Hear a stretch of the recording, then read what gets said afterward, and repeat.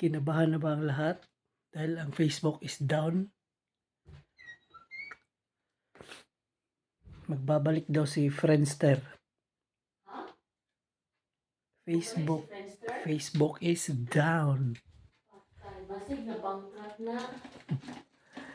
Kinabahan na ba ang lahat?